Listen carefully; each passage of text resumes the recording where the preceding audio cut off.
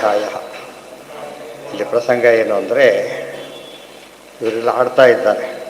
ಗೋಪರೆಲ್ಲ ಆಡ್ತಿರ್ಬೇಕಾದ್ರೆ ಒಂದು ಕರಾರು, ಯಾರು ಸೋಲ್ತಾರೋ ಅವ್ರು ಗೆದ್ದವರನ್ನು ಎತ್ಕೊಂಡು ಹೋಗ್ಬೇಕು ಅಂತೇಳಿ. ಭಾಗವತಲ್ಲಿ ಏನಿದೆ ಅಂದರೆ, ಉವಾಹ ಕೃಷ್ಣೋ ಭಗವಾನ್ ಶ್ರೀರಾಮಾನಂ ಪರಾಜಿತಃ ವೃಷಭಂ ಭದ್ರಸೇನಸ್ತು ಪ್ರಲಂಬೋ ರೋಹಿಣೀ ಸುತಂ ಅಂತ ವಾಕ್ಯ. ಅರ್ಥ ಏನು ಅಂದರೆ, ಕೃಷ್ಣ ಸುಧಾಮ ಅಲ್ಲ, ಶ್ರೀರಾಮ ಅಂತಕ್ಕಂಥವನನ್ನು ಹೊತ್ತ ವೃಷಭಂ ಭದ್ರಸೇನಸ್ತು, ಭದ್ರಸೇನ ಅಂತಕ್ಕಂಥವನು ವೃಷಭನನ್ನು ಹೊತ್ತ ಪ್ರಲಂಬೋ ರೋಹಿಣೀ ಸುತಂ, ಪ್ರಲಂಬಾಸುರ ಬಲರಾಮನನ್ನು ಹೊತ್ತ ಅಂತಾಯಿತು. ಅದು ಸರಿ, ಪ್ರಲಂಬನ ಹೊತ್ತ ಮೇಲೆ ಯಾರು ಗೆದ್ದರು? ಬಲರಾಮ. ಆದರೆ ಕೃಷ್ಣ ಏನಾಯ್ತು ಈಗ? ಕೃಷ್ಣ ಗೊತ್ತಿದ್ದಾನೆ ಯಾರನ್ನ? ಶ್ರೀರಾಮ. ಅವಾಗ ಏನಾಯ್ತು? ಯಾರು ಸೋತಾಗಾಯ್ತು ಈಗ? ಕೃಷ್ಣ ಸೋತಾಗಾಯ್ತು. ಇವೆಲ್ಲ ನಮ್ಮ ಆಧಾರ ಏನು ಮಾಡಿಬಿಡ್ತಾರೆ ಅಂದರೆ, ಪಿಂಟು ಮಿಸ್ಟೇಕ್ ಅಂತಾರೋ ಇದು ತಪ್ಪು ತಿದ್ದು ಬಿಡ್ತಾರೆ ಅಷ್ಟೇ. ಆಚಾರ್ಯ ಇರೋದು ಹಾಗೆ, ಇದು ವೇದವ್ಯಾಸರು ಬರೆಯೋದೇ ಹಾಗೆ. ಏನು ಅಂದರೆ, ಶ್ರೀರಾಮ ಕೃಷ್ಣ ಓದ್ಕೋಬೇಕಾದ್ರೆ ಪುರುಷ ವ್ಯತ್ಯಾಸ ಮಾಡ್ಕೋಬೇಕು. ಪುರುಷ ವ್ಯತ್ಯಾಸ ಮಾಡಿಕೊಂಡು ಶ್ರೀರಾಮನೇ ಕೃಷ್ಣನನ್ನು ಹೊತ್ತ ಅಂತ ಅರ್ಥನೇ ಹೊರತು ಏನರ್ಥ ಅಲ್ಲ, ಕೃಷ್ಣ ಹೊತ್ತ ಅಂತ ಅರ್ಥ ಅಲ್ಲ. ಅದ್ಯಾತಕ್ಕೆ ಅಂತ ಪ್ರಶ್ನೆ. ಇಂಥ ವಾಕ್ಯಗಳೆಲ್ಲ ನಾವು ಪುರಾಣಗಳಿಗೆಲ್ಲ ಶೈಲಿ. ಭಾಗವತಾತ್ಪರ್ಯ ಓದಿಬಿಟ್ರೆ ಯಾವುದೇ ಪುರಾಣದ ಯಾವುದೇ ವಾಕ್ಯವನ್ನು ಕೂಡ ಸ್ಪಷ್ಟ ಅರ್ಥ ಮಾಡ್ಕೋಬೋದು. ಬಹುಮಾನ ವಿರೋಧೇತು ವ್ಯತ್ಯಾಸ ಶಬ್ದತೋರ್ಥತಃ. ಮೊದಲನೇದಾಗಿ ಕೃಷ್ಣ ಎಲ್ಲಿ, ಶ್ರೀರಾಮ ಎಲ್ಲಿ, ಅದು ಅಂದ್ಬಿಟ್ರೆ ಮತ್ತೊಮ್ಮೆ ಹೆಸರು ಕೂಡ ಕೇಳೋದಿಲ್ಲ. ಅಷ್ಟೇ ಮುಗಿದೋಯ್ತು ಕತೆ. ಅಂತ ಶ್ರೀರಾಮ ಎಲ್ಲಿ, ಕೃಷ್ಣ ಎಲ್ಲಿ?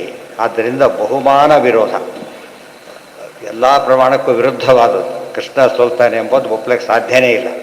ಆದ್ದರಿಂದಾಗಿಯೇ ವ್ಯತ್ಯಾಸ ಶಬ್ದತೋ ಅರ್ಥತಃ, ಶಬ್ದಗಳನ್ನು ಬದಲಾಯಿಸ್ಕೋಬೇಕು. ಪ್ರಥಮ ದ್ವಿತೀಯರು ಉಲ್ಟಪಾಟ ಮಾಡ್ಕೊಂಡು ಏನಾಗುತ್ತಾಗೋದು? ಕೃಷ್ಣ ಗೆದ್ದ, ಇವರು ಸೋತ ಅಂತ ಅರ್ಥ ಆಗುತ್ತೆ. ಆ ರೀತಿ ಓದಬೇಕು. ಅದಕ್ಕೆ ಏನಂತ ಕರೀತಾರೆ? ವ್ಯತ್ಯಾಸ ಮಾಡ್ಕೋ. ಶಬ್ದತಃ ವ್ಯತ್ಯಾಸ, ಅರ್ಥತಃ ವ್ಯತ್ಯಾಸ. ಕಾರ್ಯ ಮಾಡ್ಕೋಬೇಕು. ಇದೆಲ್ಲರ ಬಗ್ಗೆ ಹೀಗೆ ಮಾಡಬಾರದು. ಯಾರ ಬಗ್ಗೆ ಮಾಡಬೇಕು? ಅನಿರುಕ್ತ ದೇವಾನಾಂ, ಅನಿರುಕ್ತ ದೇವತೆಗಳ ಬಗ್ಗೆ ಮಾತ್ರ ಮಾಡಬೇಕು. ಗೊತ್ತಾಯ್ತಾ? ಗುಣಸಿದ್ಧೈನ ಜಾನ್ಯತೆ, ಯಾಕಂದ್ರೆ ದೋಷನೇ ಇಲ್ಲ ಅವರಲ್ಲಿ, ಗುಣಗಳೇ ಇರೋದ್ರಿಂದ ಅದಕ್ಕೆ ಅರ್ಥ ಮಾಡ್ಕೋಬೇಕು.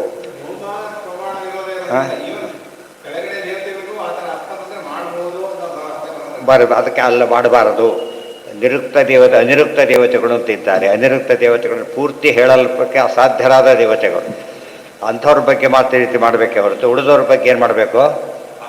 ಹಾಗಿದೆ ಹಾಗೇನೆ ಅರ್ಥ ಮಾಡಬೇಕು. ಇದು ನಿಯಮ. ಉದಾಹರಣೆಗೆ ಸೂರ್ಯನ ಗ್ರಹಣ ಅಂತ, ಸೂರ್ಯನಿಗೆಲ್ಲ ಗ್ರಹಣ, ನಮಗೆ ಗ್ರಹಣ ಆ್ಯಕ್ಚುಲಿ ಆಗೋದು ಗೊತ್ತಾಯ್ತಾ? ಇವತ್ತು ಆ್ಯಕ್ಚುಲಿ ಸೈಂಟಿಫಿಕಲಿ ಅರ್ಥ ಮಾಡಲೇಬೇಕು, ಇಲ್ಲದ್ರೆ ತಪ್ಪಾಗುತ್ತೆ. ಸೂರ್ಯನಿಗೆ ಏನೂ ಹಾಗೇ ಇಲ್ಲ, ಆಗ್ತಿರೋದು ನಮಗೆ ಅಷ್ಟೇ ಆಗ್ತಿರೋದು. ಆದ್ದರಿಂದ ಉಲ್ಟಾ ಬಾಲ್ಟ ಅರ್ಥ ಮಾಡ್ಕೊತೀವಿ. ಅನ್ನೋದೇನೋ ಸೂರ್ಯನ ಗ್ರಹಣ ಅಂಥೇಳಿ, ಆ್ಯಕ್ಚುಲಿ ಸೂರ್ಯನ ಗ್ರಹಣ ಅಲ್ಲ. ಅರ್ಥ ಆಯ್ತಾ?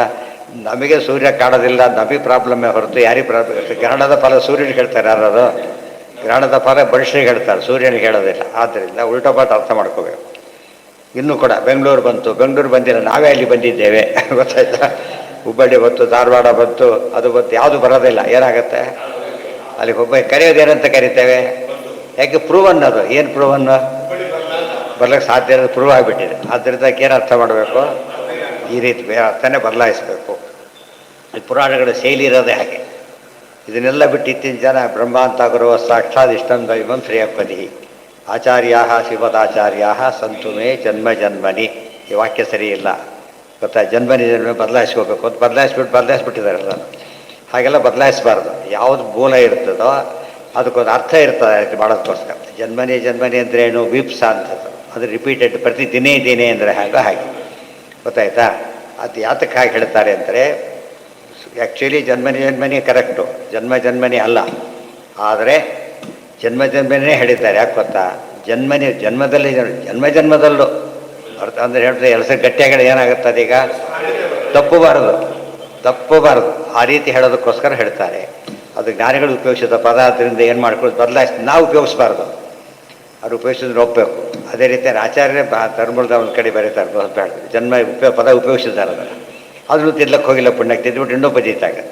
ಇವೆಲ್ಲ ಏನಂತಾರೆ ಇದಕ್ಕೆ? ಪುರಾಣ ಪ್ರಪಂಚ ಅರ್ಥ ಆಗದೆ ಇದ್ದವರ ಮಾತುಗಳು. ಯಾವ್ದು ಹಾಗೆ ಬದ್ದೆ ಹೇಳಿದೆ, ಚೆಕ್ಕನ್ನು ನಾವು ಸ್ವಲ್ಪ ಚೇಂಜ್ ಮಾಡಿದ್ರೆ ಹೋಗಿತ್ತದು. ಅದು ಸ್ಪೆಲ್ಲಿಂಗ್ ತಪ್ಪು ಬರೆದಿರ್ಬೋದು ಆ್ಯಕ್ಚುಲಿ. ಹಾಗೆ ಬಿಟ್ಟರೆ ಕ್ಯಾಶ್ ಆಗುತ್ತೆ ಅದು. ಇವನ್ನೇನೋ ಸ್ವಲ್ಪ ಬೇರೆ ಮಾಡಕ್ಕೆ ಸರಿಯಾಗಿ ಬರೋದಕ್ಕೆ ಹೋಗ್ತಾರೆ, ಸರಿಯಾಗಿ ಬರಿಬಾರ್ದು. ಹೇಗಿರ್ಬೇಕದು? ಅವ್ನು ಹೇಗೆ ಬರೆದ್ರೆ ಹಾಗೆ ಬರೆದಿರ್ಬೇಕು ಅಷ್ಟೇ, ಸ್ವಲ್ಪ ಹೆಚ್ಚು ಕಡಿಮೆ ಆಗಬಾರ್ದು. ಈಗ ನಮಗೆ ಶಾಸ್ತ್ರ ಹಾಗೆ, ಆ ಚೆಕ್ ಎನ್ಕ್ಯಾಶ್ ಆಗಬೇಕಾದ್ರೆ, ಶಾಸ್ತ್ರ ಫಲ ಕೊಡಬೇಕಾದ್ರೆ ಎನ್ಕ್ಯಾಶ್ಮೆಂಟ್ ಏನು ಫಲ ಹಾಗೆ ಹೇಳಬೇಕು ಹೊರತು ಏನು ಮಾಡಿಕೊಡೋದು ಬದಲಾಯಿಸ್ಬಾರ್ದು. ಇದೆಲ್ಲ ಯೋಚನೆ, ಅರ್ಥ ಬೇರೆ ಮಾಡಲೇಬೇಕು, ಅರ್ಥ ಬೇರೆ ಮಾಡಲೇಬೇಕು. ಇದೆಲ್ಲ ಗೊತ್ತಿಲ್ಲದೆ ಏನೇನೋ ಮಾಡಿಬಿಟ್ಟು ಆ ಪಾಠ ಸರಿ ಈ ಪಾಠ ಸರಿ ಇಲ್ಲ ಅಂದ್ಕೊಂಡು ಎಲ್ಲ ಪಾಠ ಸರಿ ಇರುತ್ತೆ. ಇಲ್ಲೇ ಪ್ರಾಬ್ಲಮ್ ಇವ್ರದ್ದೇ ಸರಿ ಇಲ್ಲ ವಿಚಾರ ಸರಣಿ, ಅದು ಹಾಗಿರಬಾರ್ದು. ಏನೋ ಯಾರು ಏನೇನ ಯಾವುದು ಸುಮ್ಮನೆ ಹೆಸರು ಬೇಡ ಅಂತ ಹೇಳಿದ್ದೀರಲ್ಲ, ಶ್ಲೋಕ ಪುರಾಣದ ವಾಕ್ಯ, ಅದು ಪುರಾಣದ ವಾಕ್ಯ. ಆದ್ದರಿಂದ ಅದು ಎಲ್ಲಿಂದ ಬಂದಿದೆ ಗೊತ್ತಾ? ಆಚಾರ ಕಾಲದಿಂದ ಬಂದಿದೆ ಪದ, ಅದು ಇವತ್ತಿನ ಬದಲಾಯಿಸಿದ್ದಲ್ಲ. ಯಾರು ಇವತ್ತು ಬದಲಾಯಿಸೋಕೆ ಕೊಟ್ಟಿರೋದು ಯಾರೂ ಬದಲಾಯಿಸಿಲ್ಲ. ಒಬ್ಬರು ಎಲ್ಲ ಪುಸ್ತಕ ಹಾಗೆ ಬರೆದಿದ್ದಾರೆ, ಎಲ್ಲ ಪ್ರಿಂಟು ಹಾಗೆ ಇದೆ, ಯಾರೂ ಬದಲಾಯಿಸಿಲ್ಲ. ಇದು ಸರಿ ಇಲ್ಲ. ನೀವು ಅದು ಪುರಾಣ ಈಗೆಲ್ಲ ಇದ್ದಿದ್ದೇನೆ ಬದಲಾಯಿಸೋಕೆ ಹೋಗಬಾರ್ದು. ಈ ಗಾಯತ್ರಿ ವೃತ್ತದಲ್ಲಿ 24 ಅಕ್ಷರ ಇಲ್ಲ ಗೊತ್ತಾ, 23 ಇರೋದು. ವರೇಣ್ಯಂ ಇದೆಲ್ಲ ಅದ್ರ 2 ಮಾಡ್ಕೋಬೇಕು. ಇಲ್ಲ ಅಂತ ಇನ್ನೊಂದು ಯಾವ್ದು ಸೇರ್ಸೋಕೆ ಹೋಗಬಾರ್ದು. 24 ಇದೆ ಎಲ್ಲ ಮಿಸ್ಸಿಗೆ ಅದು ಸೇರಿಸ್ಬಿಟ್ರೆ ಅದು ಗಾಯತ್ರಿ ಮಂತ್ರನೇ ಆಗೋದೆ. ಇವೆಲ್ಲ ಆ ಫೀಲ್ಡಲ್ಲಿ ಗೊತ್ತಿರಬೇಕು. ಆ ಫೀಲ್ಡಲ್ಲಿ ಪರಿಚಯ ಇಲ್ದವ್ರು ಕೈ ಹಾಕಿಬಿಟ್ರೆ ಏನಾಗುತ್ತೆ, ಅದು ಆಭಾಸ ಆಗೋದು. ಕ್ಲಚ್ ಕಿತ್ತೋಗೋದು ಬಿಡೋದು, ವೇಸ್ಟ್ ಇರುವ ಅವ್ರ ಪ್ರಕಾರ ವೇಸ್ಟ್. ಕ್ಲಚ್ಚು ಬ್ರೇಕ್ ತೆಗೆಲಕ್ಕೆ ಹೋದ್ರೆ ಹಾಗಾಗತ್ತೆ. ಅಂದರೆ ಅದು ಓದೋ ರೀತಿಯೇ ಬೇರೆ ಅಂತ ನೋಡಿ. ಆಚಾರ್ಯ ವಿಷಯ ಕೊಟ್ಟುಬಿಟ್ಟು ಒಂದು ಮಾತು ಹೇಳಿದ್ರೆ ಬೋದ್ ಹೋಗ್ತಿತ್ತು. ಬೇಕಾರೆ ಪಾಠ ಸರಿ ಇಲ್ಲ ಅಂದರೆ ಬೋದ್ ಹೋಗ್ತಿತ್ತು ಆಚಾರ್ಯ, ಹೇಳೋದಿಲ್ಲ. ಯಾಕಂದ್ರೆ ಇರೋದು ಹಾಗಿದೆ, ಅದು ಹಾಗಿರೋದ್ರಿಂದ ಇದು ಅರ್ಥ ಹಾಗೆ ಮಾಡಬೇಕೇ ಹೊರತು ಬಿಡಿದವ್ರು ಬೇಡಂತ ಮಾಡಬಾರ್ದು. ಮುಂದೆ ವಿಷ್ಣು ಯಾರು ಅನಿರುಕ್ತ ದೇವತೆಗಳ ಬಗ್ಗೆ ಮಾತು ಹೇಗೆ ಮಾಡಬೇಕು ಅಂದ್ರಲ್ಲ, ಯಾರವರು ಅಂದರೆ ವಿಷ್ಣು ಬ್ರಹ್ಮ ತಥಾ ವಾಯು ಅನಿರುಕ್ತಾ ಪ್ರಕೀರ್ತಿತಃ. ವಿಷ್ಣು ಬ್ರಹ್ಮ ವಾಯು ಇವರು ಏನಂತ ಕರೀತಾರೆ? ಮಹಾಲಕ್ಷ್ಮಿ ಅಂಡರ್ಸ್ಟುಡ್, ಮತ್ತೆ ಹೇಳಬೇಕಾಗಿಲ್ಲ. ಅವರಿಗೆ ಏನೇ ವಿರುದ್ಧ ಹೇಳಿದ್ರು ಒಪ್ಪಬಾರ್ದು. ಅದನ್ನು ಏನು ಮಾಡಬೇಕು, ಅದನ್ನು ಚೇಂಜ್ ಮಾಡಿ ಅರ್ಥ ಮಾಡ್ಕೋಬೇಕು. ತತ್ಪತ್ನ್ಯ ಅವ್ರ ಪತ್ನಿಯರು ಮಹಾಲಕ್ಷ್ಮಿ ಬಂದ್ರಾಗ, ಬ್ರಹ್ಮದೇವರು ಬಂದರು, ಸರಸ್ವತಿ, ಇವರು 6 ಜನಗಳ ಬಗ್ಗೆ ಮಾತ್ರ ಏನಾದ್ರು ವಿರುದ್ಧವಾದ ವಿಚಾರ ಬಂದರೆ ಏನು ಮಾಡಬೇಕು, ಅದನ್ನು ಬೇರೆ ರೀತಿ ಅರ್ಥ ಮಾಡ್ಕೋಬೇಕು. ಯಾವ ರೀತಿ ಬೇರೆ ರೀತಿ ಅಂದರೆ ಏನು? ಅವರಿಗೆ ಗುಣ ಬರಾಗ ಅರ್ಥ ಮಾಡಬೇಕು, ದೋಷ ಬರಾಗ ಅರ್ಥ ಮಾಡಬಾರ್ದು. ಏನು ವಾಸನೆನ ಇದ್ರದ ತತ್ಪತ್ನ್ಯಶ್ಚ ಇತರ ಗುಣಾ, ಅದೇ ರೀತಿಯೇ ಇತರ ಗುಣಾ ವ್ಯತ್ಯಸ್ಯಾಸ್ತೆ ವ್ಯತ್ಯಸ್ಯಾಹ ತೇಷು ಅಸಂಶಯ. ಇವನ್ನೆಲ್ಲ ವ್ಯತ್ಯಾಸ ಮಾಡಬೇಕೇ ಹೊರತು ಇಟ್ಕೋಬಾರ್ದು. ಉಳಿದವ್ರ ಬಗ್ಗೆ ಹಾಗೆ ಮಾಡಬೇಕು. ಇಂದ್ರದೇವರು ಸೋತರು ಅಷ್ಟೇ, ಸೋಲಿದೆ ಸಂಭವ ಇದೆ ಅವರಿಗೆ. ಗರುಡಾದಿಗಳ ಬಗ್ಗೆನೂ ಹೇಳ್ಬೋದು. ಇವರು 6 ದಿನದ ಬಗ್ಗೆ ಮಾತ್ರ ಏನು ಮಾಡಬಾರ್ದು ಅಂತ ವಾಕ್ಯ ಇದ್ದರೂ ಕೂಡ ಅರ್ಥ ಮಾಡಬಾರ್ದು. ಯಾಕೆ ಆ ರೀತಿ ಬರೀತಾರೆ? ಹಸಿರು ಮೋಹನ ಮಾಡಬೇಕು. ಒಂದು ಕೃಷ್ಣನು ಒಮ್ಮೆ ಸೋತ ಸಂತೋಷ ಪಡಬೇಕು. ಆಚಾರ್ಯ ಹೋಗಿದ್ದಾರೆ ಗಾಢ ಸ್ನಾನಕ್ಕೋಸ್ಕರ ಕಂಡೋತಿರ್ತದಂಥ ಸಮುದ್ರಕ್ಕೆ. ಆಚಾರ್ಯ ಬಿದ್ದಿಲ್ಲ. ಇವರೇ ತಿಳ್ಕೊಂಡು ಸಮುದ್ರಕ್ಕೆ ಒಂದು ಸ್ವಲ್ಪ ಬಿದ್ದೇ ಬಿಡ್ತಾರೆ, ಅಲೆ ಹೊಡಿತ ಬಿದ್ದೇ ಬಿಡ್ತಾರೆ, ಸರಿ. ಆದರೆ ಇವರು ಆಚಾರ್ಯ ಬಿದ್ದೇ ಇಲ್ಲ. ಬಿದ್ರು ಅಂತ ಕೂಗಿಬಿಟ್ರು ಅಷ್ಟೇ. ಇದು ಗೊತ್ತಾಯ್ತಾ? ಬಿದ್ದ ಮೇಲೆ ಕೂಗಿದ್ದಲ್ಲ, ಬೀಳಲೇ ಇಲ್ಲ ಅವರು. ತಕ್ಷಣ ಏನು ಮಾಡಿದ್ರೆ ಒಂದು ಸರ್ತ ನೋಡಿದ್ರು. ಅದನ್ನು ನೋಡಿದ ತಕ್ಷಣ ಇಡೀ ಸಮುದ್ರ ಏನಾಯಿತು, ಅಲೆಗಳೇ ಇಲ್ಲ ರೀತಿ ಆಗೋದು. ಮದುವೆ ಹೇಳ್ತದಲ್ಲ, ಅದಕ್ಕೆ ಅವ್ರಿಗೆ ನೋಡಿದ್ರು ಬಿದ್ದರು ಅಂತ ಹೇಳೋದು ತಪ್ಪದು. ಗೊತ್ತಾಯ್ತಾ? ಅಂದರೆ ತಾವು ಬಿದ್ದಿದ್ರು ನೋಡಿ ಇವರು ಬಿಡ್ತಾರೆ ಬಿದ್ರು ಕೂಗಿದ್ರು ಅಷ್ಟೇ. ಹಾ ಪತತಿ ಲಘು ಲೀಲ ಐತಿ ಅಂತ ಹೇಳಿದರು. ಇವೆಲ್ಲ ಅರ್ಥ ಮಾಡ್ಕೋಬೇಕಾದ್ರೆ ಏನಿರಬೇಕು ಅಂದರೆ ವಿವೇಕ ಇರಬೇಕು.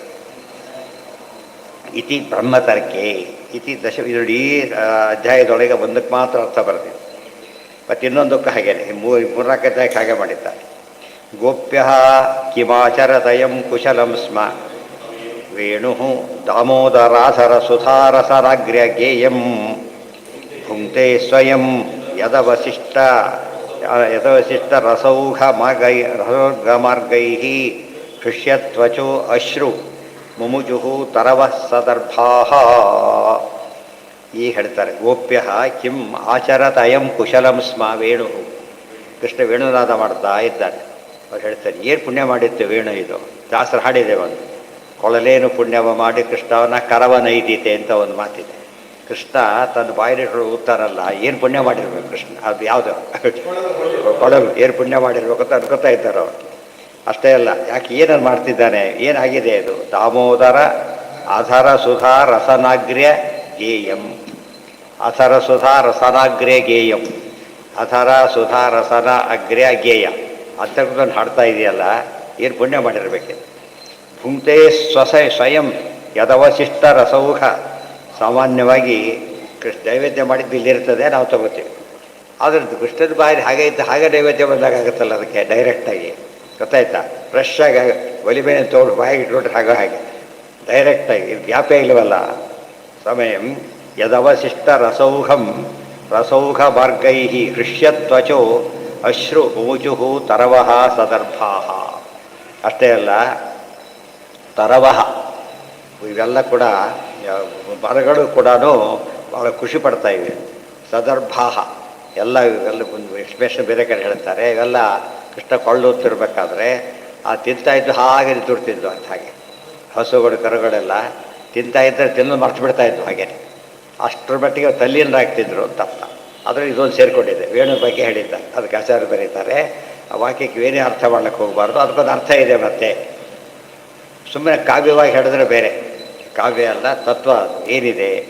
ಶ್ರೀದೇವಿ ವೇಣುಮಾಶ್ರಿತ್ಯ ವೇಣುಮಾವಿಶ್ಯ ರೇಣೆ ಕೃಷ್ಣಮುಖಾಂಬುಜೆ. ಬರೀ ವೇಣು ಅಲ್ಲ, ಅದರೊಳಗೆ ಯಾರಿದ್ದಾರಾಗ ಸಾಕ್ಷಾತ್ ಶ್ರೀರೂಪದ ಮಹಾಲಕ್ಷ್ಮೀ ದೇವಿ ಇದ್ದಾರೆ. ಉಳಿದವರಿಗೆ ಆ ರೀತಿ ಹೋಗೋ ಭಾಗ್ಯ ಸಿಗೋದಿಲ್ಲ ಅಂತ ಹೇಳಿದ್ದಾರೆ.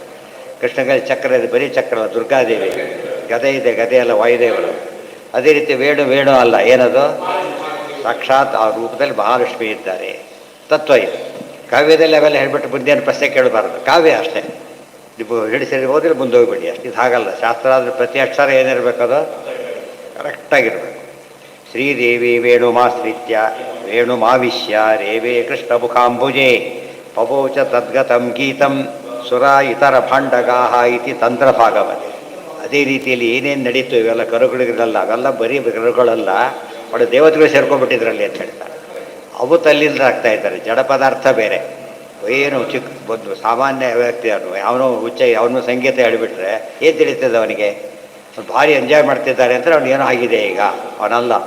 ಬಂತಲ್ಲ ಪ್ರಧಾನ ಕಂಬ ಹತ್ತಿಬಿಟ್ಟು ಹೇಳಿದಾಗ ತಕ್ಷಣ ಹೇಳಿದರು ಏನಿದು ಅಂತೇಳಿ.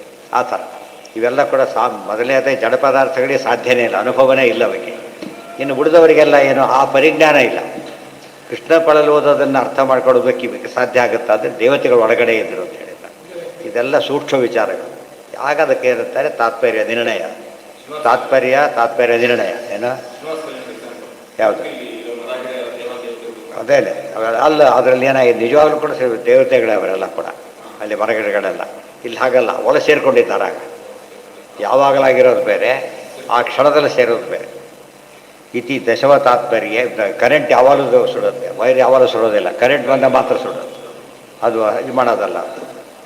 ದಶವ ತಾತ್ಪರ್ಯ ಏಕೋನವಿಂಶೋಧ್ಯಾಯ ಅಸ್ತಿ. ಇದೆಲ್ಲ ಒಂದು ಸರ್ತಿ ಹೇಳಿದ ಮೇಲೆ ಮತ್ತೆ ಮತ್ತೆ ಬೇರೆ ಪ್ರಸಂಗ ಬಂದಾಗ ಏನು ಮಾಡಬೇಕಾದ್ರೆ ಅರ್ಥ ಮಾಡ್ಕೊಂಡ್ಬಿಡ್ಬೇಕು ಅಷ್ಟೇ ಹೊರತು ಇಲ್ಲಿ ಹೇಳಿಲ್ಲ ಆದ್ದರಿಂದ ಅದು ಸರಿನೋ ಇದು ಸರಿನೋ ತಲೆ ಕೆಡಿಸ್ಕೋಬಾರ್ದು. ನಿರ್ಣಯ ಕೊಟ್ಟು ಜಡ್ಜ್ಮೆಂಟ್ ಬಂದಮೇಲೆ ಹೇಳಿಲ್ಲ ಹಿಂದೊಂದು ಸಲ ಪ್ರೆಸಿಡೆನ್ಸ್. ಅದು ಸಿಮಿಲರ್ ಕೇಸ್ ಇದ್ದರೆ ವೆರಿ ಸಿಂಪಲ್ ಮಾಡೋದು. ಅದು ತಪ್ಪಿದ್ದರೆ ಮಾತ್ರ ಹೇಳಿದ್ರೆ ಇದು ಪ್ರೆಸಿಡೆನ್ಸ್, ಅದು ಹೋಗಿಬಿಡತ್ತ, ಇದು ಉಳ್ಕೊಡೋದು. ಹೈಯರ್ ಕೋರ್ಟ್ ಇದ್ರೆ ಇವರು ಚೇಂಜ್ ಮಾಡೋಕ್ಕೆ ಬರೋಲ್ಲ. ಯಾರು ಚೇಂಜ್ ಮಾಡ್ಬೇಕಾದ್ರೆ ಇನ್ನು ಮೇಲೆ ಸುಪ್ರೀಂ ಕೋರ್ಟ್ ಮಾಡ ಅವರೇ ಒಂದು ಸಿಂಗಲ್ ಬೆಂಚ್ ಇದಾಗಬೇಕು. ಒಬ್ಬನೇ ಹೇಳಿದ್ದನ್ನು ಬೆಂಚ್ ಚೇಂಜ್ ಮಾಡಬೇಕು, ಉಳಿದವ್ರಿಗೆ ಪವರ್ ಇರೋದಿಲ್ಲ. ಸೊ ಕೆಳಗಿನವರನ್ನು ಮೇಲೆ ಚೇಂಜ್ ಮಾಡೋದು, ಮೇಲಿದ್ದರೆ ಸುಮ್ಮನೆ ಒಪ್ಕೊಂಡ್ಬಿಡ್ಬೇಕು, ಬೇರೆ ಯಾವ ಅಬ್ಜೆಕ್ಷನ್ನು ಕೊಡೋಕ್ಕೆ ಬರೋದಿಲ್ಲ. ದ್ವಾವಿಂಶೋಧ್ಯಾಯ ಅಶ್ಚಿತೇದೀಶ್ವರ ಕಶ್ಚಿತ್ ಫಲರೂಪಃ ಸಕರ್ಮಣಃ ಕರ್ತಾರಂ ಭಜತೆ ಸೋಪಿ ನ ಹ್ಯಕರ್ತುಃ ಪ್ರಭುರ್ಹಿ ಸಹ ಸ್ವಭಾವತಂತ್ರೋ ಹಿ ತರಃ ಸ್ವಭಾವಂ ವನುವರ್ತತೆ ಸ್ವಭಾವಸ್ಥಮಿದಂ ಸರ್ವಂ ಸದೇವಾಸುರಮಾನುಷಂ ಫಲರೂಪಃ ಸಕರ್ಮಣಃ ಇತ್ಯಾದಿ ಅವಾಂತರೇಶ್ವರ ವಿಷಯಂ. ಸ್ವಭಾವ ಅಲ್ಲಿ ಕೆಲವು ಮಾತುಗಳು ಬಂತು. ಅಸ್ತಿ ಚೇದೀಶ್ವರ ಕಶ್ಚಿತ್ ಫಲರೂಪಃ ಸಕರ್ಮಣಃ. ದೇವರು ಅಂತ ಒಬ್ಬನಿರೋದಾದರೆ ಅವನೇ ಕರ್ಮಕ್ಕೆ ಫಲ ಕೊಡ್ತಾನೆ. ಕರ್ತಾರಂ ಭಜತೆ ಸೋಪಿ ನಹಿ ಅಕರ್ತುಃ ಪ್ರಭುರ್ಹಿ ಸಹ. ಆ ಫಲ ಅಂಬೋದು ಯಾರ ಹತ್ರ ಹೋಗಬೇಕು? ಅದು ಮಾಡಿದವನು. ಯಾರು ಮಾಡಿದ್ದು ಅಂತ ಕೇಳ್ತಾರಲ್ಲ, ಹಾಗೆ ಅವನ ಹತ್ರ ಹೋಗ್ಬೇಕು. ಈ ಅಕರ್ತುಃ ಪ್ರಭುರ್ಹಿ ಸಹ. ಅಕರ್ತೃವಿಗೆಂದೂ ಬರಲಿಕ್ಕೆ ಸಾಧ್ಯ ಇಲ್ಲ. ಪ್ರಭುವಾದವನು ಮೇಲಿದ್ದಾನೆ, ಅವನು ಕರ್ಮ ಮಾಡ್ತಿದ್ದಾನೆ. ಸ್ವಭಾವತಂತ್ರೋ ಹಿ ಜನಃ ಸ್ವಭಾವಮನುವರ್ತತೆ. ಎಲ್ಲ ಮನುಷ್ಯನು ಸ್ವಭಾವಕ್ಕೆ ಅಧೀನನಾದವನು. ತಂತ್ರ ಅಂದರೆ ಅಧೀನ, ಸ್ವತಂತ್ರ ಬಂತಲ್ಲ ಹಾಗೆ. ನಾವು ದೇವರು ಸ್ವತಂತ್ರ, ನಾವು ಸ್ವತಂತ್ರರು. ಪರಮಾತ್ಮನೇ ತಂತ್ರ, ವಶವಾಗಿರೋರು ಅಂತ ಅರ್ಥ. ಪದನ ಅದೇ ಪದನ ಅರ್ಥ ಮಾಡ್ಕೊಳ್ಳೋ ರೀತಿ ಏನಾಗಬೇಕು ಅದು ಬದಲಾಗ. ಸ್ವ ಅಂದ್ರೆ ಅಲ್ಲಿ ತಾನು ಅಲ್ಲ, ಸ್ವ ಅಂದರೆ ವಿಷ್ಣು ಅಂತಾನೆ ಅರ್ಥ. ಇವರಿಗೆ ತಾನು, ಇವರಿಗೆ ವಿಷ್ಣು. ಸ್ವಭಾವ ಇನ್ನೇನು ಹೇಳ್ತಾರೆ, ಎಲ್ಲ ಸ್ವಭಾವದಿಂದ ಆಗುತ್ತೆ ಅಂತ ಹೇಳ್ಬಿಡ್ತಾರೆ. ಸ್ವಭಾವವನ್ನು ವರ್ತತೆ ಸ್ವಭಾವಸ್ಥಮಿದಂ ಸರ್ವಂ ಸದೇವಾಸುರ ಮಾನುಷಂ. ದೇವತೆಗಳಾಗಲಿ ಮನುಷ್ಯರಾಗಲಿ ಅಸುರಾಗಲಿ ಯಾರೇ ಆಗಲಿ ಅವ್ರು ನಡ್ಕೊಳ್ಳೋದು ಹೇಗೆ ನಡ್ಕೋತಾರೆ, ಸ್ವಭಾವಕ್ಕೆ ತಕ್ಕಂತೆ ನಡ್ಕೊಳ್ತಾರೆ ಅಂತ ಹೇಳಿದ್ರು. ನಮಗೇನು ಅನಿಸಿಸ್ತಲ್ಲ ಭಾಗವತ ಕೇಳಿ, ದೇವ್ರ ಬಗ್ಗೆ ಏನು ತಲೆಬೇಕಾಗಿಲ್ಲ, ಎಷ್ಟು ಸಾಕು ನಮಗೆ.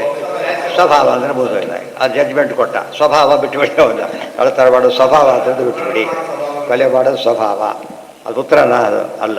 ಅಷ್ಟಕ್ಕೆ ಯಾರು ಒಪ್ತಾರ? ಸಾಧ್ಯನೇ ಇಲ್ಲ. ಅದಕ್ಕೆ ಅರ್ಥ ಮಾಡಬಾರ್ದು. ಎಲ್ಲೆಲ್ಲಿ ಮಾತು ಹೇಳ್ತಾರೋ ಫಲರೂಪಸ್ಸ ಕರ್ಮಣ ಇತ್ಯಾದಿ ಅವಾಂತರೇಶ್ವರ ವಿಷಯ.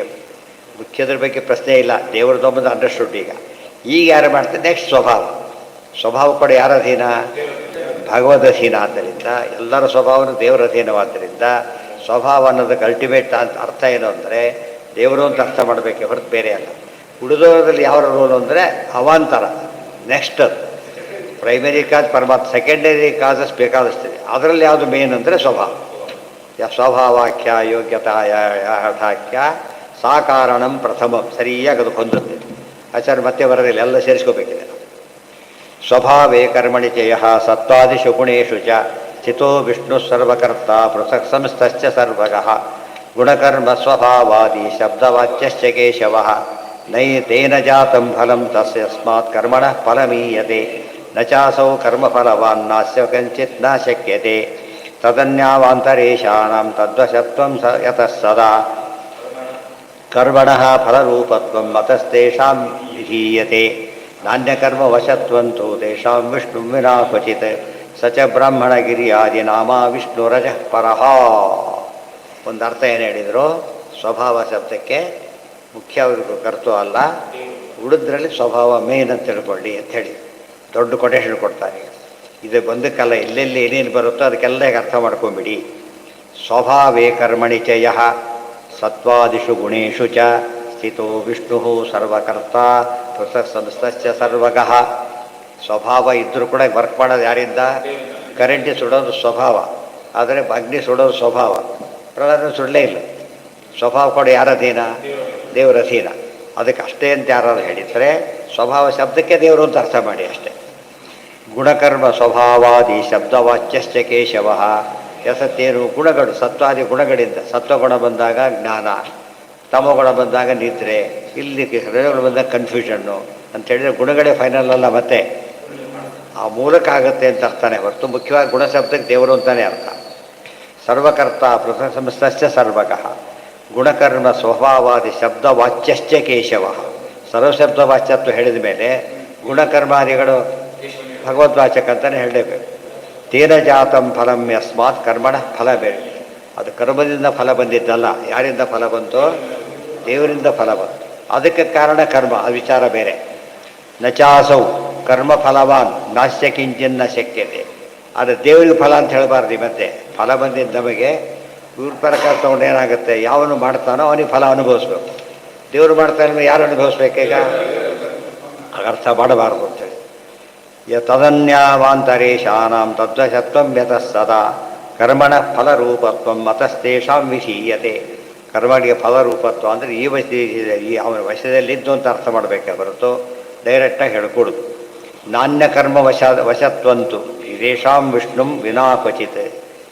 ಪರಮಾತ್ಮನಿಗೆ ಎಂದು ಉಳಿದವರಿಗೆ ಕರ್ಮ ವಶತ್ವ ಇದೆ, ಆದರೆ ವಿಷ್ಣುವಿಗೆ ಮಾತ್ರ ಫಲನೂ ಹೇಳಬಾರ್ದು, ಕರ್ಮದ ನಿಮಿತ್ತನೂ ಹೇಳಬಾರ್ದು. ಸತ್ಯ. ಎಷ್ಟೋ ಜನ ಇರ್ತಾರೆ, ಕೃಷ್ಣ ಯಾತಕ್ಕೆ ದಶಾವತಾರ ತಗೊಂಡ ನಾರಾಯಣ ಅಂತ ಕೇಳಿದರೆ ಯಾವುದೋ ಪ್ರಾರಬ್ಧ ಗೊತ್ತಾಯ್ತಾ? ಅದಕ್ಕೆ ವಿಷ್ಣುರು ದೇವರು ದಶಾವತಾರ ಗಹನೆ ಕ್ಷಿಪ್ತೋ ಮಹಾಸಂಕಟೆ. ಏನು ಪ್ರಾಣಿಗಳು ವೇಷ ಹಾಕ್ಕೊಳ್ಳೋದು? ಏನು ಮಾಡಿರ್ಬೇಕು ನೋಡಿದ್ರ? ಅದಕ್ಕೆ ಕರ್ಮ ಭಾರಿ ದೊಡ್ಡದು. ಅದಕ್ಕೆ ಯಾರಿಗೆ ಶರಣ ಆಗ್ಬೇಕು ನಾವೀಗ? ಕರ್ಮ ಶರಣ ಆಗಿಬಿಟ್ರೆ ಸಾಕು. ಬ್ರಹ್ಮದೇವ್ರಿಗೆ ಬೇರೆ ಕೆಲಸ ಇಲ್ಲ, ಕುಂಬಾರನ ಕೆಲಸ ಸೃಷ್ಟಿ ಮಾಡೋದು ತಲೆ ಕೆಟ್ಟೋಗುತ್ತೆ. ಏನು ಮಾಡೋದು? ಅನುಭವಿಸ್ಬೇಕು ಅಷ್ಟೇ. ಏನೋ ಮಾಡಿದ್ದಾರೆ, ಅನುಭವಿಸ್ಬೇಕು. ರುದ್ರದೇವರು ಕಪಾಲ ಒಳ್ಳೆ ಅವರು ಕರ್ಮರೆ ಅಂದರೆ ಕರ್ಮರೇ ಜಾಸ್ತಿ ಆಗುತ್ತೆ. ಹಾಗೆ ಹೇಳಬಾರದು ಅಂತೇಳಿ ಲೋಕದ ಜನಗಳ ಸ್ವಭಾವ ಹಾಗಿರ್ತದೆ, ತಿಳ್ಕೊಳ್ಬಾರ್ದು. ಸಚ ಬ್ರಾಹ್ಮಣ ಅದೇ ರೀತಿಯೇ ಬ್ರಾಹ್ಮಣರೊಳಗೆ ತಿಂತಾನೆ. ಬ್ರಾಹ್ಮಣನೇ ದೇವರಲ್ಲ, ಮತ್ತು ಬ್ರಾಹ್ಮಣ ತಿನ್ನಕ್ಕೆ ಬರೋದೂ ಇಲ್ಲ. ಒಳಗಿದ್ದ ದೇವರು ಆ ರೂಪದಲ್ಲಿ ತಗೊಳ್ತಾನೆ. ಗಿರಿಯಾದಿ ಗೋವರ್ಧನ ಪರ್ವತ ತಿಂದು ಹಾಕಿಬಿಡ್ತೀವಿ ಅಲ್ಲ ಅಂತ ಹೇಳಿದ್ರು. ತಿಂದಿಲ್ಲ ಕೃಷ್ಣ ಅವ್ರ ಒಳಗೆ ನಿಂತು ತಾನು ತಿಂತಾ ಇದ್ದಾನೆ. ನಾಮ ವಿಷ್ಣು ರಜಃ ಪರ ಇದೆಲ್ಲ ಸಮನ್ವಯಾಧ್ಯಾಯ ಬ್ರಹ್ಮಸೂತ್ರ ಭಾಷ್ಯ ಇದು. ಅದಕ್ಕೆ ಅರ್ಥೋಯಂ ಬ್ರಹ್ಮಸೂತ್ರಾಣಾಂ ಅಂತ ಇದೆ. ತಸ್ಮಾತ್ ಸುಪೂಜಯೇತ್ ಕರ್ಮ ಸ್ವಭಾವಸ್ತಸ್ವಕರ್ಮ ಕೃತ ಅಂಜಸ ಏನ ವರ್ತೇತ ತದೇವಶ್ಯ ಹಿ ದೈವತಂ. ತಸ್ಮಾತ್ ಸುಪೂಜಯೇತ್ ಕರ್ಮ ಸ್ವಭಾವಸ್ಥ ಸ್ವಕರ್ಮ ಕೃತ. ಅದು ಸ್ವಭಾವ ಕರ್ಮ ಇತ್ಯಾದಿಗೆಲ್ಲ ಸರಿಯಾಗಿ ಅರ್ಥ ಮಾಡಿಕೊಂಡು ತಿಳ್ಕೋಬೇಕು. ಅಂಜಸ ಸರಿಯಾಗಿ ತಿಳ್ಕೋಬೇಕು. ಏನ ವರ್ತೇತ ತದೇವಶ್ಯ ಹಿ ದೈವತ. ಅದನ್ನು ತಿಳ್ಕೊಳ್ಳೋದು ಕಾರಣನೇ ಹೊರತು ಎಂದು ಕೂಡ ಜಡ ಪದಾರ್ಥಕ್ಕೆ ಹೇಳಿದರೆ ನಮಗೆ ಅಷ್ಟು ಅರ್ಥ ಆಗಿದೆ. ಕಾರು ಬಂತು ಅಂದರೆ ಕಾರು ಬಂತು ಅಂತ ಅಷ್ಟೇ ಅಲ್ಲ, ಇವರು ಸಮೇತ ಬಂದಿದೆ, ಡ್ರೈವ್ ಮಾಡೋದು ಅವನಿವರಲ್ಲ ಅಂತ ಯಾಕೆ ಅರ್ಥ. ಕೆಲವೆಲ್ಲ ಪ್ರಾಕ್ಟೀಸಿಗೆ ಬಂದು ಹೋಗ್ಬಿಟ್ಟಿವೆ, ಚೇರ್ ಸ್ಪೀಕ್ಸ್ ಇವೆಲ್ಲ ಕೂಡ. ಆದರೆ ಕೆಲವು ಕಡೆ ಹೇಳಿರೋದಿಲ್ಲ. ಏನು ಮಾಡಬೇಕು, ನಾವು ಅದನ್ನು ಸೇರಿಸ್ಕೋಬೇಕು. ಏತಸ್ಮಾತ್ ಕಾರಣಾತ್ ಕೃಷ್ಣ ಶಕ್ರಸ್ಯ ವಿಮದಾಯತು ಗಿರ್ಯಾದಿಸ್ಥಿತಮಾತ್ಮಾನಂ ಪೂಜಯಾಮಾಸ ಬಲ್ಲವೈಹಿ. ನಡೆದಿದ್ದಾತಕ್ಕೆ ಅಂದರೆ ಇಲ್ಲಿ ಅದೆಲ್ಲ ಮಾಡಿದರು, ಕೊನೆಗೆ ಗೋರ್ಧಗಿರಿ ಬಂದಿಟ್ಟು ಗಿರಿ ತಿಂದು ಹಾಕಿಬಿಡ್ತು ಅಂತ ಹೇಳ್ತಾರೆ. ಅದಕ್ಕೆಲ್ಲ ಅರ್ಥ ಕೊಡ್ತಾ ಹಾಕಿ ತಿಳ್ಕೊಳ್ಳೋದೇನೆ ವಿಷ್ಣು ತಿಂದನೆ ಹೊರತು ಅದಲ್ಲ. ಏತಸ್ಮಾತ್ ಕಾರಣಾತ್ ಕೃಷ್ಣ ಶಕ್ರಸ್ಯ ವಿಮದಾಯ. ಇಷ್ಟೆಲ್ಲ ಪ್ರಸಂಗ ಯಾತಕ್ಕೆ ಬಂತು? ಶಕ್ರಸ್ಯ ವಿಮದಾಯ, ಮದ ಅಂದರೆ ಸೊಕ್ಕು, ವಿಮದ ಅಂದರೆ ಸೊಕ್ಕನ್ನು ಇಳಿಸೋಕ್ಕೋಸ್ಕರ, ಆಪೋಸಿಟ್ ಅದು. ಇಂದ್ರದೇವರಿಗೆ ಬಂದ ಗರ್ಭವನ್ನು ಪರಿಹಾರ ಮಾಡೋಕ್ಕೆ ಮಾಡಿದ್ದೇ ಹೊರತು ಬೇರೆ ದೃಷ್ಟಿಯಲ್ಲಲ್ಲ. ಗಿರಿಯಾದಿ ಸ್ಥಿತಮಾತ್ಮಾನಂ ಪೂಜಯಾಮಾಸ ಬಲ್ಲವೈ. ಅದು ಹೇಳಿದ್ದೇನು, ಇಂದ್ರ ಪೂಜೆ ಮಾಡಬೇಡಿ, ಗೋವರ್ಧನ ಪೂಜೆ ಮಾಡಿ ಅಂತ ಹೇಳಿದ. ನೋಡಿದ್ರೆ ಗೋವರ್ಧನ ದೊಡ್ಡವರು, ಇಂದ್ರದೇವರು ದೊಡ್ಡವರಾಗಿದ್ದರೆ ಭಾರಿ ದೊಡ್ಡವರು, ಕಡಿಮೆ ಉಲ್ಟಪಟ್ಟ ಬಳಕೆ ಅವ್ರ ಗರ್ವ ಕಡಿಬೇಕಾಗಿತ್ತು, ಹಾಗೆ ಮಾಡದ. ಅದೇ ರೀತಿಯೇ ಗಿರಿಯಾದಿ ಸ್ಥಿತಮಾತ್ಮಾನಂ, ನಿಜವಾಗಲೂ ಕೂಡ ಪೂಜೆ ಮಾಡಿಸ್ಕೊಂಡಿದ್ದು ಯಾರು ಅಂದರೆ ತಾನೇ ಪರ್ವತದಲ್ಲಿದ್ದಿದ್ದು. ಇವರಿಗೆ ಅದು ಗೊತ್ತಾಗಲಿಲ್ಲ. ಸೊ ಸಂಪುಟ ಪೂಜೆ ಮಾಡ್ತಾರೆ, ಸಂಪುಟಕ್ಕೆಲ್ಲ ಒಳಗೆ ಸಾಲಿಗ್ರಾಮ ಇದೆ ಅಂತ ಮಾಡ್ತಾರೆ. ಬೇರೆ ಹೊತ್ತಿನಲ್ಲಿ ತೆಗಿಲಕ್ಕೆ ಬಂದಿಲ್ಲ. ಈ ಸಂಪುಟ ನರಸಿಂಹದೇವರು ಇದ್ದಾರಲ್ಲ, ಪೂಜೆ ಮಾಡೋದು ಸಂಪುಟಕ್ಕೆಲ್ಲ ಒಳಗಿರೋ ದೇವರಿಗೆ ಪೂಜೆ ಹೇಗೋ ಹಾಗೆ ಉಳಿದವರಿಗೆ ಅರ್ಥ ಆಗಲಿಲ್ಲ. ಅದು ತೊಗೊಂಡಿದ್ದಾರು ಕೃಷ್ಣನೇ. ಶ್ರೀ ಶುಕ ಉವಾಚ ಅಕಾಲಾತ್ಮನ ಭಗವತ ಶಕ್ರತರ್ಪ ಜಿಘಾಂಸಯ ಪ್ರೋಕ್ತಂ ನಿಶಮ್ಯ ನಂದಾದ್ಯಾಹ ಸಾಧ್ವಗೃಹಂತ ತದ್ವಚಃ. ಅಕಾಲಾತ್ಮನ ಭಗವತ ಶಕ್ರ ದರ್ಪ ಜಿಘಾಂಸಯ, ಶಕ್ರನ ಸೊಕ್ಕನ್ನು ಬರಿದೋಕ್ಕೋಸ್ಕರ ಹಾಗೆ ಮಾಡಿದ್ದು. ಪ್ರೋಕ್ತಂ ನಿಶಮ್ಯ ನಂದಾದ್ಯಾಹ ಸಾಧು ಅಗೃಹಂತ ತದ್ವಜ. ಅವರಿಗೆ ಇಂದ್ರವೆಲ್ಲ ಮುಖ್ಯ ಅಲ್ಲ, ಕೃಷ್ಣ ಮುಖ್ಯ. ಕೃಷ್ಣನ ಮಾತನ್ನು ಕೇಳಿಬಿಟ್ಟು ಅವರು ತಾವು ಗಿರಿ ಪೂಜೆ ಮಾಡಿದರು. ಅವ್ರಿಗೆ ಫಲ ಸಿಕ್ತು ಕೂಡ. ಅತ್ಯಲ್ಪಸ್ತು ಸ್ವರಾವೇಶೋ ದೇವಾನಾಂಚ ಭವಿಷ್ಯತಿ ಪ್ರಾಣಮೇಕಂ ವಿನಾಶೋ ಹಿ ಆಕಡಾಶ್ವಸಮಃ ಸ್ಮೃತಃ ತಸ್ಮಿನ್ ಅಸರಾವೇಶೇದ ಗತೆ ಪ್ರಕೃತಿ ದೇವತು ಇತಿ ತಂತ್ರಭಾಗವದೇ. ಇಲ್ಲಿ ಇಂದ್ರದೇವರಿಗೆ ಯಾತಕ್ಕೆ ಗರ್ವ ಬಂತು ಅಂತ ಪ್ರಶ್ನೆ. ಅವರೆಲ್ಲ ಸ್ತೋತ್ರ ಮಾಡಿದ್ದಕ್ಕೆ ಕೃಷ್ಣ ಅವತಾರ ಮಾಡಿರೋದು. ಅವತಾರ ಮಾಡಿರೋ ಕರೆಸಿರೋದು ಅವರೇ. ಇಲ್ಲಿ ಯಾಕೆ ಬಂದಿರಿ ಅಂತ ಕೇಳಿದ್ರಾಗ ಹಾಗಾಯ್ತು. ಈಗ ಅಷ್ಟೇ. ಆ ಅತಿಥಿಗಳನ್ನು ತಾವು ಕರೆದ ಮೇಲೆ ರೆಸ್ಪಾನ್ಸಿಬಿಲಿಟಿ ಬರಬೇಕು.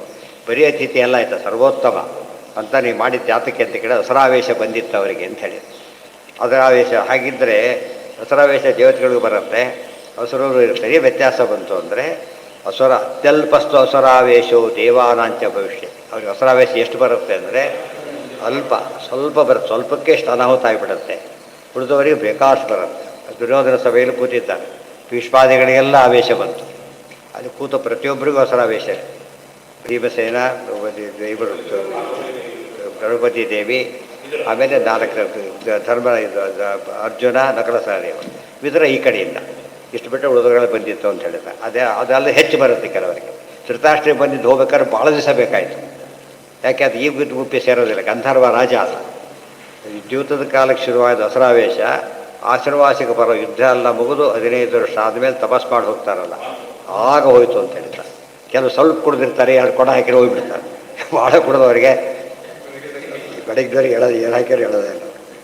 ಅಂದರೆ ಆವೇಶದಲ್ಲೂ ಕೂಡ ಸ್ವಲ್ಪ ಕುಡಿದಿದ್ದಾರೆ, ಹೆಚ್ಚು ಕುಡಿದಿದ್ದಾರೆ ಅಂತ ಕರೀತಾರೆ. ಹಾಗೆ ಸ್ವಲ್ಪ ಅತ್ಯಲ್ಪ ಬರುತ್ತೆ. ಅದು ಕೂಡ ಅದು ಎಷ್ಟೊತ್ತಿರುತ್ತೆ. ಇಂಥದ್ದು ಪ್ರಸಂಗ ಯಾರಿಗೆ ಬರೋದಿಲ್ಲ. ಪ್ರಾಣಸ್ಯ ನಾಸುರಾವೇಶ. ವಾಯುದೇವರಿಗೆ ಮಾತ್ರ ಸ್ವಲ್ಪ ಕೂಡ ಬರೋದಿಲ್ಲ. ಇದು ಇಂಪಾರ್ಟೆಂಟ್. ಇದೆಲ್ಲ ಕಡೆ ಹಸುರಾವೇಶ ಎಲ್ಲೆಲ್ಲಿ ಪ್ರಸಂಗ ಬಂದಿರುತ್ತೆ ಅಲ್ಲೆಲ್ಲ ಅರ್ಥ ಮಾಡ್ಕೋಬೇಕು. ಇದು ವಾಯುದೇವರಿಗಿಲ್ಲ. ಸೊ ಅವ್ರ ವಿಷಯ ವಾಯುದೇವರ ಮಹಿಮೆ ಆಗುತ್ತೆ. ಈ ತಪ್ಪ ಅವರು ಮಾಡೋದಿಲ್ಲ ಅಂತ ಹೇಳಿದಾಗ ಅವ್ರ ಮಹಿಮೆ ಗೊತ್ತಾಗುತ್ತೆ. ತಸ್ಮಿನ್ ತಸ್ಮಿನ್ನಪ್ಯಸುರಾವೇಶೇ ಗತೆ ಪ್ರಕೃತಿರೇವತ್ತು. ಅಸುರಾವೇಶ ಏನು ಬಂದಿರುತ್ತಲ್ಲ ಅದು ಹೋದ್ಮೇಲೆ ಅವರೇ ಈ ಕುಡಿದು ಹೋದ್ಮೇಲೆ ಮತ್ತೇನು ಯೋಚನೆ ಇಲ್ಲ. ಕುಡ್ದ ಸೈನ್ ಮಾಡಿದ ಇನ್ವ್ಯಾಲಿಡು, ಸ್ವಲ್ಪ ರೆಸ್ಟ್ ಕೊಟ್ಟೆಲ್ಲ ಮಾಡಿ ಸೈನ್ ಮಾಡಿದ ವ್ಯಾಲಿಡ್. ಯಾಕೆ ಅಸುರಾವೇಶ ಇಲ್ಲ, ಜ್ಞಾನಪೂರ್ವಕ ಮಾಡ್ತಾನಾಗ. ಇತಿ ದಶ ಯಾಕೆ ಅಸುರಾವೇಶ ಹೆಂಡ ಕೊಲಿಸ್ಬೇಕು ಅಂದರೆ ಹಸುರದ ಹೆಂಡ ತಾನೆ ಅವರೆಲ್ಲ. ಅಸುರಾವೇಶ ಒಂದೇ ಅವರು ಬರೋದು ಅಂದ್ರೆ ಒಂದೇ. ಆವೇಶ ಮಾಡಿದ್ದು ಗೊತ್ತಾಯ್ತು, ಕುಡಿದಿದ್ದಾನೆ ಆವೇಶ. ಬಟ್ ಹೆಂಡ ಬಂದ ಅದರೊಳಗೆ ಹಸುರದ ಇರ್ತಾನೆ, ಅವನಿಂದ ಹಾಗಾಗತ್ತೆ ಅಂತ. ನಿಷಿದ್ಧ ಪದಾರ್ಥ ಯಾತಕ್ಕೆ ತಿನ್ನಬಾರ್ದು ಅಂದರೆ ಹಸುರದ ವಾಸ ಮಾಡ್ತಾರೆ ಅದರೊಳಗೆ. ಅದು ತಿಂದರೆ ಒಳಗೆ ಎಂಟ್ರಿ ಕೊಟ್ಟಾಗುತ್ತೆ. ಅವ್ರು ಎಂಟ್ರಿ ಕೊಟ್ಟ ಮೇಲೆ ಏನಾಗುತ್ತೆ, ಈಗ ತಲೆ ಕೆಡಿಸ್ತಾರೆ. ಹೊಟ್ಟೆಗೆ ಏನು ಹೋಗುತ್ತೋ ತಲೆಗೆ ಏರೇ ಇರುತ್ತೆ. ನಿಷಿದ್ಧ ಪದಾರ್ಥಕ್ಕೂ ಹಸುರಿಗೆ ಸಂಬಂಧ ಇರೋದ್ರಿಂದ ಯಾರು ವಿಧಿಯನ್ನೆಲ್ಲ ದೇವತೆಗಳ ಸನ್ನಿಧಾನ. ವಿಹಿತ ಕರ್ಮವನ್ನು ಮಾಡಿದಾಗ ಮತ್ತು ವಿಹಿತ ಪದಾರ್ಥ ತಿಂದಾಗ ಶಕ್ತಿ ಜಾಸ್ತಿ ಆಗುತ್ತೆ, ಒಳ್ಳೆ ಬುದ್ಧಿ ಬರುತ್ತೆ. ಈ ನಿಷಿದ್ಧ ತಿಂದಾಗ ಶಕ್ತಿ ಕಡಿಮೆನೂ ಆಗುತ್ತೆ, ಬುದ್ಧಿ ಕೆಟ್ಟು ಹೋಗುತ್ತೆ. ಆದ್ದರಿಂದ ಇದೆಲ್ಲ ಅವ್ರು ಯೋಚನೆ ಮಾಡೋದಿಲ್ಲ. ಸುಮ್ಮನೆ ಯಾವುದ್ರಲ್ಲಿ ವಿಟಮಿನ್ ಇರುತ್ತೋ ತಿಂದುಬಿಡಿ ಅಂತ ಹಾಗೇನ ಮಾಡೋದು. ಲೈಟಾಗಿ ಕುಡೀರಿ ಅಂತ ಹೇಳ್ತಾರೆ, ಗೊತ್ತಾಯ್ತು ಅವರೆಲ್ಲ. ಜಾಸ್ತಿ ಕುಡಿಬೇಡಿ, ಸುಳ್ಳು ಕುಡೀರಿ ಪರವಾಗಿಲ್ಲ ಅಂತ. ಯಾಕಂದ್ರೆ ಅವ್ರಿಗೆ ಕೊಟ್ಟಿರೋ ಅವರಿಗೆ ಕುಡಿದು ಬಿಟ್ಟಿರ್ಲಿಕ್ಕೆ ಅವರಿಗೆ ಸಾಧ್ಯ ಇಲ್ಲ. ಅಂಥವ್ರು ಬರದಾಗದಾದೇ ಬರೀತಾರೆ, ಬೇರೆ ಬರಲಿಕ್ಕಾಗೋದಿಲ್ಲ. ಆ ಥರ ಆಗಿದೆ. ಬಟ್ ಅವರು ಡಾಕ್ಟ್ರ್ ಅಡ್ವೈಸ್ ಮಾಡ್ತಾರೆ ಗೊತ್ತಾ, ಕೆಲವು ಡಾಕ್ಟರ್ಸ್ ಅಡ್ವೈಸ್ ಮಾಡ್ತಾರೆ, ಸ್ವಲ್ಪ ಲೈಟಾಗಿ ಕುಡೀರಿ ಪರವಾಗಿಲ್ಲ, ಜಾಸ್ತಿ ಕುಡಿಬೇಡಿ ಅಷ್ಟೇ. ಅದು ಅಂದರೆ ಆ ವಿಷಯ ತಪ್ಪೋದು ಗೊತ್ತೇ ಇಲ್ಲ ಅವರಿಗೆ. ಅವ್ರೇನು ಸ್ವಲ್ಪ ಫಿಸಿಕಲಿ ಏನೋ ಆ್ಯಕ್ಟಿವೇಟ್ ಮಾಡುತ್ತೆ, ಆ ಥರ ಹಾಗೆ ಮಾಡಬಾರ್ದು. ತಪ್ಪೇ. ಸ್ವಲ್ಪ ಸುಳ್ಳೇಡಿ ಪರವಾಗಿಲ್ಲ ಅಂತ ಹೇಳಿದ್ರೆ ಹಾಗಾಗುತ್ತೆ, ಲೈಟಾಗಿ ಹಿಡಿಯುತ್ತೆ. ಇಂದ್ರವು ಆ ವಿಷಯ ಮುಗಿತು. ಅಂದರೆ ಗೋವರ್ಧನಿಗೆ ಪ್ರಸಂಗದಲ್ಲಿ ಏನೇನು ನಡೀತು ಎಂಬುದನ್ನು ಹೇಳ್ತಕ್ಕಂಥ ವಿಚಾರಗಳಿಗೆ ಸಂಬಂಧಪಟ್ಟ ಮಾತು ಹೇಳಿಬಿಟ್ಟು, ಎಲ್ಲೇ ಬೇರೆಯವರು ಮಾಡಿದ್ದಾರೆ ಅಂತ ಹೇಳಿದರೂ ಕೂಡ ಮುಖ್ಯವಾಗಿ ದೇವರೇ ಮಾಡಿಸಿರೋದು. ತೇನ ವಿನಾ ತೃಣಮಪಿ ಅಚಾಲತಿ, ಅರ್ಥ ಮಾಡಿಕೊಡಿ ಅಂತ ಹೇಳಿ. ಏನು ಅಲ್ಲೂ ಹಾಗೆ, ಅಲ್ಲೂ ಇಲ್ಲಿ ಬಂದು ಇಲ್ಲಿ ಮಾಡಿದ್ದು, ಅಲ್ಲಿ ಕರೆಸಿ ಅಲ್ಲಿ ಮಾಡಿದ್ದೆ ಮಧ್ಯೆ. ಇಲ್ಲಿ ಅವತಾರ ಮಾಡಿ ಬಂದಿರೋದು. ಅದು ಅದಿತಿಯ ಕರ್ಣ ಕೊಡಲು ಒಯ್ದುಬಿಟ್ಟಿರ್ತಾನೆ ಅವನು, ನರಕಾಸುರ. ಅವನು ಕೊಂದ ಮೇಲೆ ಕೊಳ್ಳಕ್ಕೆಂತ ಕೃಷ್ಣ ಅಲ್ಲಿ ಹೋಗ್ತಾನೆ. ಹೋದರೆ ಸುಮ್ಮನೆ ಇದು ಮಾಡೋಕೆ ನಂದನ ಮಾಡೋಕ್ಕೆ ಹೋಗಿದ್ದಾನೆ. ಬರಿದಾತ ಕೇಳಿದರೆ ದೊಡ್ಡ ಯುದ್ಧ ಅಲ್ಲೇನೆ ಶುರು. ಕರೆಸಿರೋದು ತಾನು ಸರ್ವೋತ್ತಮ ಮತ್ತು ಪ್ರಾರ್ಥನೆ ಮಾಡಿದ್ದಾರೆ, ಗೊತ್ತಾಯ್ತಾ. ಅದನ್ನು ಪ್ರಾರ್ಥನೆ ಮಾಡಿದರೆ ತಪ್ಪಾಗಲಿಲ್ಲ, ಅದಕ್ಕೂ ಅಸುರಾವೇಶನೇ ಕಾರಣ. ಇಂದ್ರ ಹೌದು, ಕಾರಣ ಏನಂದರೆ ಅವರೆಲ್ಲ ಅಸುರಾವೇಶ. ಇವ್ರ ಜೊತೆಗಿದ್ದ ಅದಕ್ಕೆ ದುಷ್ಟ ಸಂಘ ಮಾಡಿದಾಗ ಇವರಿಗೆ ಆಗುತ್ತೆ. ಇವ್ರಿಗೆ ಕುಡ್ದೋದ ತಕ್ಕ ಇವರು ವಾಸ್ತಿ ಬರೋಕ್ಕೆ ಶುರುವಾಗಿರುತ್ತೆ. ಆ ಥರ ಕೆಲವರು ಇರ್ತಾರೆ, ಸ್ಮೋಕ್ ಮಾಡ್ತಾರಲ್ಲ, ಅವ್ರಿಗಿಂತ ಹೆಚ್ಚು ಡೇಂಜರ್ ಆಗೋದು ಪಕ್ಕದಲ್ಲಿದ್ದವ್ರಿಗೆ ಅಂತ ಹೇಳ್ತಾರೆ. ಅವನು ಹೋಗಿ ಬಿಟ್ಟುಬಿಡ್ತಾನೆ, ಅವನು ಸ್ವಲ್ಪ ಒಳಗೆ ಹೋಗ್ತದೆ. ಅದು ಬಿಟ್ಟಿದ್ದರೆ ಇವತ್ತು ಹೋಗ್ತಾರೆ. ಅದರಿಂದ ಹೆಚ್ಚಿನ ಅವನು ನಮಗೆ ಗೊತ್ತಾಗುತ್ತೆ. ಜನ್ಮದಲ್ಲೇ ಸ್ಮೋಕ್ ಮಾಡಿದವನಲ್ಲ, ಅವ್ರಿಗೆ ಕ್ಯಾನ್ಸರ್ ಬಂದಿದೆ. ಯಾತಕ್ಕೆ ಬಂತು? ದೈವ ಅವೆಲ್ಲ ಅನಂತರ ಇರಲಿ. ಇವರು ಪಕ್ಕದಲ್ಲಿ ಕೂತಿರ್ತಾನೆ ಯಾವಾಗಲೂ, ಅದು ಹಣೆ ಬರ ಬರುತ್ತೆ. ಅದಕ್ಕೆ ಅವ್ನು ಹೇಳ್ತಾನೆ, ನಾವು ಕೂಡ ನಿಮಗೇನು ಇರ್ತಾನೆ ಅವನು ಹೇಳಬೇಕು. ಅವ್ನು ನೋಡಯ್ಯ, ನಿನಗೇನಲ್ಲ, ನಮಗೆ ಜಾಸ್ತಿ ಆಗೋದು. ನೀನು ಹೊಗೆ ಬಿಡದಾಗ ಕುಡಿಬೇಕಾ, ಚೂರು ಕೂಡ ಹೋಗಿ ಬಿಡಬೇಡ, ಸತ್ತೇ ಹೋಗ್ತಾರೆ ಅವನು. ಅದರಿಂದ ಕುಡಿಯೋಕ್ಕೆ ಬರೋದಿಲ್ಲ. ಇಂದ್ರ ಉವಾಚ, ಅದು ಕೇಳ್ತಾರೆ ಯಾರಿಗೆ ತುಂಬ ಕಡಿಮೆ, ಜಾಸ್ತಿ ಬರೋದು, ತುಂಬ ಕಡಿಮೆ ಬರೋದು. ಇವರು ಕೆಲವರು ಅವಸರ ಬೇಯಿಸಬಾರ್ದು, ಇನ್ನೂ ಕೆಲವು ಅವಸರನೇ ಆಗಿರ್ತಾರೆ, ಇನ್ನೂ ಕೆಲವು ಮಹಾಸರ ಆಗಿಬಿಟ್ಟಿರ್ತಾರೆ. ಅಲ್ಲಿಗೆ ಪಂಚವಿಂಶೋಧ್ಯಾಯ. ಈಗ ಆ ಅಧ್ಯಾಯ ಇಂದ್ರ ಉವಾಚ ಅದಿರಲಿ, ನಾಳೆ ಕಂಟಿನ್ಯೂ ಮಾಡೋಣ. ದೊಡ್ಡದಿದೆ.